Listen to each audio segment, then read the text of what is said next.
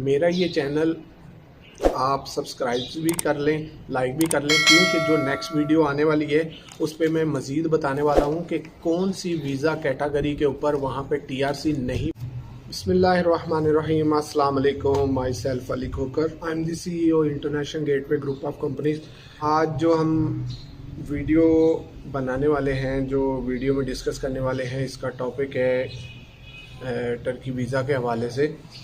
Turkey में आपको पता है कि मुख्तलिफ़ कैटेगरीज़ के वीज़ास हैं, जिसमें business visa, conference visa, tourist visa और इस तरह की और कुछ कैटेगरीज़ हैं जो कि मुख्तलिफ़ वीज़ास के ऊपर लोग जो है टर्की के अंदर एंटर होते हैं। लेकिन मुझसे सवाल जो होते हैं अक्सर वो लोगों के ये होते हैं कि क्या हम टर्की का बिज़नेस वीज़ा लेके जाएं या टूरिस्ट वीज़ा लेके जाएं, या कौन सी कैटेगरी का वीज़ा जो है हम पाकिस्तान से अप्लाई करें तो हमारे लिए बेहतर होगा। तो कुछ लोग हैं जो मैंने ज़्यादा देखा कि कुछ लोग हैं अगर सवाल करते हैं ना, तो वो उन्होंने जो अपना माइंड बनाया होता है ना, उसी पे ही वो फोर्स कर रहे होते हैं मुझे कि नहीं, हम बिज़नेस वीज़ा पे ही जाना चाहेंगे क्योंकि हम वहाँ पे मार्केट देखना चाहते हैं, हम वहाँ पे बिज़नेस करना चाहते हैं। तो वो सही है, अगर आप बिज़नेस करना चाहते हैं, मार्केट देखना चाहते हैं, तो आपको ये भी पता होना चाहिए कि अगर तो आप बिज़नेस वीज़ा पे जा रहे हैं, तो अगर आपने वहाँ पे कंपनी रजिस्टर्ड करनी है, तो फिर तो मैं आपको कहूँ कि आप यहाँ से बिज़नेस वीज़ा ले लें और ये बिज़नेस वीज़ा ठीक है। अगर आप चाहते हैं कंपनी रजिस्टर्ड कर लेते हैं तो आप ज़रूर बिज़नेस वीज़ा अप्लाई कर लें। लेकिन उसमें मैं आपको एक चीज़ बताता हूँ, अगर आपने वहाँ पे जाके जॉब करनी है या आपने कोई बिज़नेस वगैरह नहीं करना, तो आपके लिए बिज़नेस वीज़ा जो है वो you will face lots of problem in Turkey when you go to Turkey, क्योंकि इसके ऊपर रेसिडेंस परमिट जो है अप्लाई नहीं होता जब तक आप अपनी कंपनी रजिस्टर ना करें। तो अगर तो आपने वाकई आप बिज़नेसमैन हैं, आप फाइनेंशियली स्ट्रॉन्ग हैं और आप जाते ही कोई 12-14 हज़ार रुपया अपनी कंपनी पे लगा सकते हैं, यहाँ से वीज़े के एक्सपेंस भी कर सकते हैं, वहाँ जाके कंपनी रजिस्टर्ड करके फिर आप टीआरसी अप्लाई कर सकते हैं, तो वेल एंड गुड, आप ये कर सकते हैं। अदरवाइज़ आप बिज़नेस वीज़ा पे टर्की में जाएंगे तो आपको काफ़ी सारे प्रॉब्लम फेस करेंगे। क्यों कि आपकी टीआरसी जो है उसके कंपनी रजिस्टर्ड करने के बगैर टीआरसी अप्लाई नहीं होगी। एक तो ये सवाल हो गया। दूसरा जो है कॉन्फ्रेंस वीज़े का सवाल है, और एंड पे मैं आपको सबसे बताऊंगा कि सबसे बेस्ट वीज़ा कौन सी कैटेगरी है जो कि टर्की के अंदर जाके आप आसानी से टीआरसी ले सकें और आसानी से बाकी काम भी कर सकें। पहले हम बात करते हैं कॉन्फ्रेंस वीज़ा और इस तरह की जो मज़ीद कैटेगरीज़ होती हैं उसके ऊपर क्या डिफ़िकल्टीज़ होती हैं। आपको अक्सर यहाँ पे एजेंट जो हैं वो डन बेस पे काम करके वीज़ा ले देते हैं, जिसमें कॉन्फ्रेंस वीज़ा होता है या इस तरह की मुख्तलिफ कैटेगरीज़ होती हैं जो कि वहाँ पे जाके आपकी टीआरसी वगैरह इस पे अप्लाई नहीं कर सकते। अगर आप अप्लाई करें भी तो आपको लॉयर्स का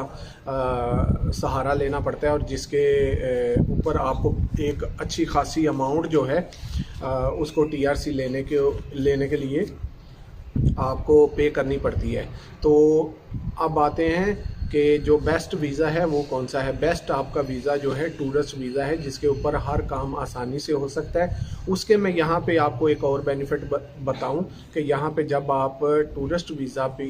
की कैटेगरी को आप अप्लाई करते हैं टर्की के एम्बेसी के अंदर, तो आपको उसमें काफ़ी सारी सहूलत ये होती है कि आपका जो केस है वो ज़्यादा पेचीदा नहीं होता,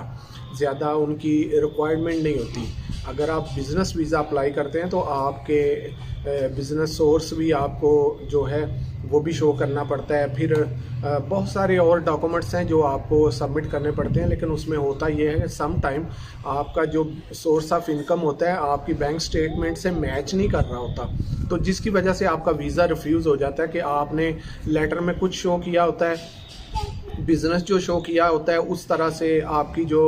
इन्वेस्टमेंट होती है वो अकाउंट में उस तरह से रन नहीं हुई होती, तो वो समझ जाते हैं कि ये बिज़नेस जो है जस्ट एक फॉर्मेलिटी है, तो जिसकी वजह से आपका बिज़नेस वीज़ा रिफ्यूज़ हो जाता है। इसलिए आप बिज़नेस वीज़ा अप्लाई ना किया करें, आपके सारे काम जो हैं टूरिस्ट वीज़ा पे ही हो जाते हैं टर्की के अंदर। अगर आपको यहाँ से टूरिस्ट वीज़ा अप्लाई करेंगे तो उसमें ये होगा कि आपको बेशुमार सहूलत ये होंगी कि अगर आप सिंगल हैं या फैमिली के साथ हैं तो आप सिंपली नॉर्मल डॉक्यूमेंट्स के ऊपर टूरिस्ट वीज़ा अप्लाई कर सकेंगे, क्योंकि उसमें आपने मेंशन किया होगा कि मैं जस्ट वहाँ पे एक एज ए टूरिस्ट जा रहा हूँ और मैं आपकी कंट्री मुझे अच्छी लगी और मुझे आपकी कंट्री जो है खूबसूरत लगी, तो मैं आपकी कंट्री को जो है विज़िट करने जा रहा हूँ और मुझे कोई काम नहीं है। तो इसमें ये होता है कि आपका केस जो है बहुत आसान हो जाता है। तो जब आप बिज़नेस वीज़ा डाल देते हैं तो वो वीज़ा जो है आपकी काफ़ी सारी डिफ़िकल्टीज़ होती हैं, फिर उसके ऊपर वो मज़ीद गौर कर लेते हैं जिसमें आपके बहुत सारे वीक पॉइंट जो हैं उनको मिल जाते हैं और उसके बाद वो आपका वीज़ा रिफ्यूज़ कर देते हैं। तो अगर आप टूरिस्ट वीज़ा पे अप्लाई करते हैं तो आपका केस भी आसान हो जाता है और टर्की के अंदर जाके आपको जो है वो उस पर टीआरसी भी आसान होती है और बाकी मामला जाके आप वहाँ पे भी कर सकते हैं, कंपनी रजिस्टर्ड भी कर सकते हैं। तो यहाँ पे अगर आप बिज़नेस वीज़ा अप्लाई कर दें और बिज़नेस वीज़ा अगर आपको मिल भी जाता है तो फिर भी टर्की में जाके आप टीआरसी अप्लाई नहीं कर सकेंगे। आप वहाँ जाके पहले अपनी कंपनी रजिस्टर्ड करेंगे और फिर जाके आप टीआरसी अप्लाई कर सकेंगे। तो हो सकता है आपने कंपनी बनानी नहीं, हो सकता है आपने बिज़नेस करना नहीं, या इस तरह के जो मामलात हैं, तो वो इसलिए आपको जो बिज़नेस वीज़ा है उस पर काफ़ी सारी प्रॉब्लम फेस करनी पड़ेंगी। मेरा ये चैनल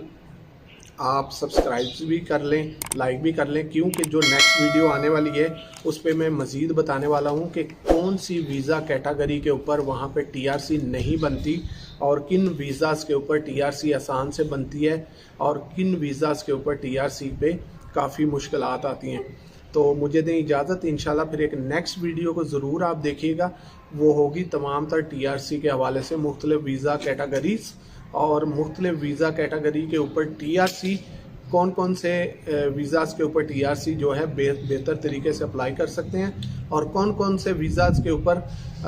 टीआरसी अप्लाई करने में डिफ़िकल्टीज़ आती हैं। तो वो इंशाल्लाह नेक्स्ट वीडियो में मैं डिटेल के साथ आपको बताऊंगा। अभी मुझे इजाज़त दें। अल्लाह हाफिज़, अपना बहुत सारा ख्याल रखिएगा।